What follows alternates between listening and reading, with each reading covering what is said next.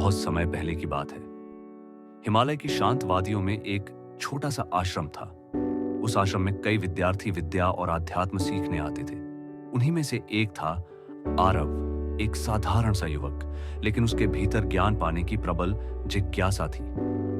आरव गरीब परिवार से आया था।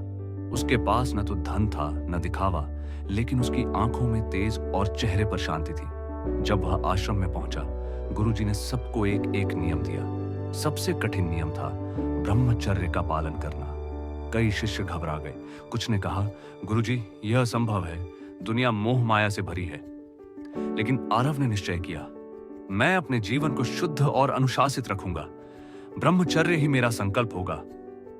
संघर्ष की शुरुआती दिनों में यह आसान नहीं था।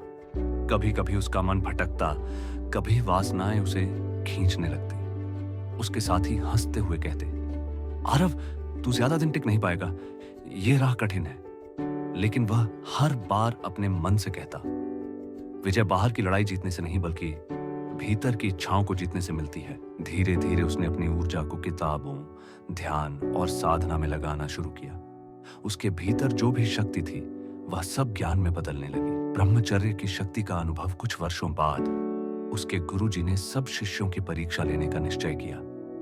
उन्होंने सबको बुलाकर कहा, तुम सबको इस भारी पत्थर को उठाकर 100 कदम तक ले जाना होगा। यही तुम्हारी तपस्या की परीक्षा है। शिष्य एक एक करके कोशिश करने लगे। कुछ ने 5 कदम चले, कुछ 10। सभी थक कर चूर हो गए। जब आरव की बारी आई, सबने सोचा वह भी असफल होगा। लेकिन जैसे ही उसने पत्थर उठाया, आश्चर्य हुआ। उसके शरीर में असाधारण बल था। वह पत्थर ऐसे उठा रहा था जैसे हल्का सा बोझ हो। धीरे धीरे उसने पूरे 100 कदम पूरे कर दिए। सभी चकित रह गए। गुरुजी मुस्कुराते हुए बोले, देखो, यही ब्रह्मचर्य की शक्ति है। यह केवल शरीर को बलवान नहीं बनाता, बल्कि मन और आत्मा को भी अडिग बना देता है। मानसिक और आत्मिक ताकत। आरव का तेज अब और भी बढ़ने लगा। उसकी स्मरण शक्ति अद्भुत हो गई थी। जो शास्त्र अन्य विद्यार्थी महीनों में याद करते, वह केवल कुछ दिनों में कंठस्थ कर लेता। उसकी आंखों में ऐसा आत्मविश्वास था कि कोई भी उससे झूठ नहीं बोल पाता। गांव वाले कहते, इस युवक की वाणी में शक्ति है। जब यह बोलता है तो दिल को शांति मिलती है।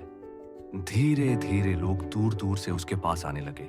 कोई रोगी अपने रोग का हल पूछता, कोई दुखी अपने जीवन की राह, और आरव सबको शांत मन से सही सलाह देता। बड़ी परीक्षा एक दिन गांव में अकाल पड़ा। लोग भूखे मरने लगे। चारों ओर निराशा थी। सभी गांव वाले आश्रम पहुंचे और बोले, गुरुजी, हमें बचाइए, हमारे पास खाने को अनाज नहीं। गुरुजी ने आरव को बुलाया और कहा, ब्रह्मचारी, अब समय है कि तू अपनी ऊर्जा को संसार की भलाई में लगाए। ध्यान की शक्ति से मेघों को बुला। आरव ने गहरी साधना शुरू की। कई दिन तक वह अन्न जल त्याग कर केवल ध्यान करता रहा। उसका शरीर तप से तप्त हो गया, लेकिन उसका मन अडिग रहा। और फिर चमत्कार हुआ।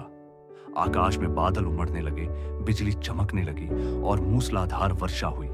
गांव वाले आनंद से झूम उठे। लोगों ने देखा, एक ब्रह्मचारी की साधना ने पूरे गांव को बचा लिया।